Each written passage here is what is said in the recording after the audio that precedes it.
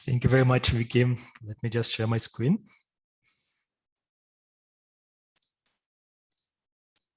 Okay, I assume you should be able to see my screen. So first of all, thanks a lot for the Wiki for the fantastic event organization. It is a really pleasure to be here. And as you see on the screen, I would like to briefly talk today about the platforms, algorithms, and Holocaust memory. So pretty much as we all know, there are definitely a lot of things in which platforms affect Holocaust remembrance. I'm pretty sure that we're definitely gonna talk about quite some of those aspects today, especially when listening to the other panelists, we're definitely knowing that platforms might bring democratization, they might bring new formats, they might also bring, unfortunately, trivialization, digitalization, and other aspects. And in today's talk, I specifically would be focusing on several aspects which are most fitting for my personal interest, because I'm primarily interested in Holocaust remembrance from the point of view of the information retrieval.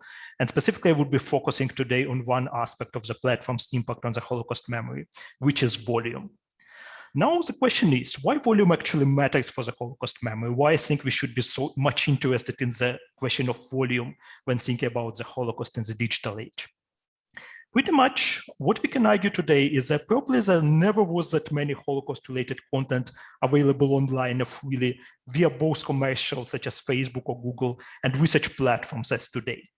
Pretty much, if you would like to have a check yourself, you can just do it right now. You can go to the Google and search for the Holocaust. And then I would actually love if you can write in the chat about how much results you got in the end. And pretty much what I'm really interested in, what is currently covered by this red rectangle, because it shows you the summary of the number of the results you're getting. So just spend like next 10 or 15 seconds and just write in the chat how many results you're getting. I'm really thrilled to know. And then I will show how much results I was getting.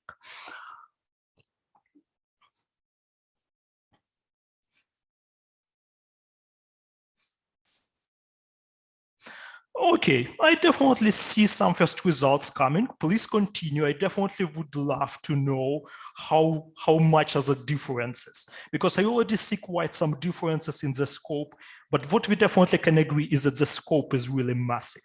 And if you would watch my number of results, and it is 59 million results, pretty close to what some people are writing, but we also see quite some discrepancies. And if you would be interested to know why we're having those discrepancies, feel free to ask me in the Q&A. So pretty much what we're having is really massive volume of results. We're having millions of pages dealing with the Holocaust. And pretty much I would say it's fascinating, because we definitely can learn so much with those millions of pages. We can learn so much more about the Holocaust than we would know otherwise. However, unfortunately, there are two buts. There are always buts in these cases. So first of all, unfortunately, the volume that you are seeing on Google definitely doesn't include only content generated at Yad Vashem or NEO to the United States Holocaust Memorial Museum, but also a lot of denialist anti-Semitic content, especially nowadays, as you can guess. And the second problem that I would say is that the quantity does not necessarily translate to the quality. In the computer science, we're having a popular saying, garbage in, garbage out. And unfortunately, it is pretty common case with many digital content. And specifically in the case of the Holocaust memory, it might actually be specifically the case that quality definitely doesn't translate into the quantity, as we can probably guess from the recent survey among US millennials and Generation Z, which shows that almost a third of them actually think that the Holocaust is a myth. And I would argue it's pretty much of a problem. So how are we actually dealing with the volume and associated problems? Pretty much, I would say, with the algorithms. And algorithms are the sequences of instructions used to fulfill a particular task, for instance, to select a file for a search query and then retrieve it. And interesting thing about algorithms is that many individual algorithms are combined to build complex systems, which nowadays are used to automatically evaluate what content is more relevant for the user input and retrieving this content. So when you're actually searching in the Google actually decides, okay, there are top 10 results that you definitely must see in relation to the Holocaust, and then it actually retrieves those results to you automatically. Algorithms powering both commercial, such as Google or YouTube, and research platforms, such as United States Holocaust Memorial Museum collections. And pretty much because of this reason, they're effectively becoming Holocaust memory curators, because they determine what information individuals see and do not see. However, the question is, what is the implications of this shift, and can algorithms actually cope with this very, very complex task and deal with many challenges involved? And if you would like to think about the challenges, then we're definitely having a lot of challenges when we think about the algorithmic curation, starting from the lack of transparency and going to the filter bubbles and echo chambers, and ending with the possibility of breaching of individual and collective rights. Now, how we actually studying algorithmic creation, because I definitely think it's very important to study it. Pretty much there are different ways of doing so. You have crowdsourcing, you have manual querying, you have API requests. But what we are doing with our team in Bain and Gez is we're building robots which simulate human browsing behavior to generate inputs and then record outputs which are returned to us by the algorithmic systems.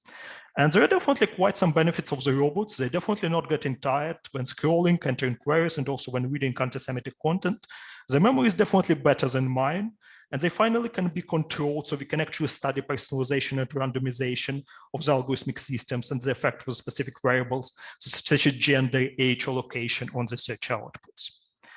And our current focus is web search and recommender systems used by the commercial platforms in Western and non-Western contexts. And in the remaining few minutes, I would actually share some examples of what we are doing recently. So for instance, what we are seeing on the screen is a recommendation trajectory, which two of our robots actually having on the YouTube, starting with the same educational video about the Auschwitz. And the idea is that we're actually teaching our robots to watch the same educational video about Auschwitz and then go to the very top recommendation that is suggested by the system.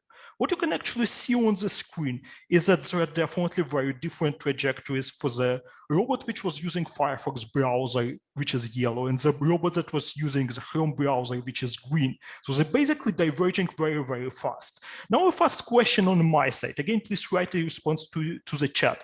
In how many steps do you think the Holocaust recommendations actually ended? So at which step do you think our robots actually started getting definitely not Holocaust related content recommended by the YouTube?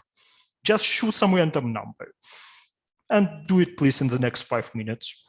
Okay, not 5 minutes, but 5 seconds. I definitely think it shall be enough. Okay, I definitely see some very fast ideas. I would actually say that the first idea is more correct, Vicky. Unfortunately, we should be more pessimistic. Already in 5 steps, our home robot actually gets recommendation about videos for the deadly asbestos. And basically the idea is pretty simple for the algorithm. Okay, Holocaust is deadly, asbestos is deadly. Probably if you're watching things about the Holocaust, you might also want to think about the asbestos because they're deadly. And I would say it's problematic. It shows you that how problematic can be the algorithmic logic. And in the case of the Firefox one, we're actually having a bit more Holocaust-related recommendations, but pretty much in the end, they all going very wild and ending with the things like John Travolta dancing at some music fest. Now, one more example, which is related to our another study, where we're actually looking at the Holocaust related content in the image search outputs for the different search engines. What you can actually see there is that we're specifically looking at the top 50 image search results for the Google, as well as some other world's largest search engines. And what we got in the end is that pretty much there is definitely quite a lot of content which is not related to the Holocaust and returned to the Holocaust query. And this is specifically problematic for the Baidu, which is a giant, Chinese giant, Tatar giant, which actually has a pretty big role in the Eastern Asian search engine market. When you're searching for the Holocaust in Russian, you're having 0 Holocaust-related search outputs at all, which again tells you about the problems with the algorithmic creation. There is also one more interesting thing, which would be my last slide before I'm actually jumping to the conclusions. And here you're actually seeing the distribution of the different Holocaust-related sites in the image search outputs. And what you're actually seeing here is that they're very much dominated by a single Holocaust-related site, which is Auschwitz-Birkenau camp, which can be understood. But the question is why it is so dominant, why it is so prevalent, and why we actually do not having many other 1,000 sites, at least briefly mentioned in the different search engine outputs, as well as to what degree this dominance of the Auschwitz-Birkenau is actually attributed to its importance for the Holocaust memory and to what degree it's attributed to its commercial success as a touristic site. So pretty much that's it. Now just last slide for the conclusions. What shall we do with this interesting information and beautiful graph? So pretty much based on our studies, we can actually guess that algorithms do different things to the Holocaust information. They randomize access to the content about the Holocaust.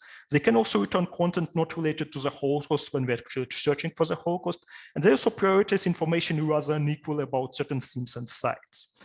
However, we do not know if it's actually what we want them to do.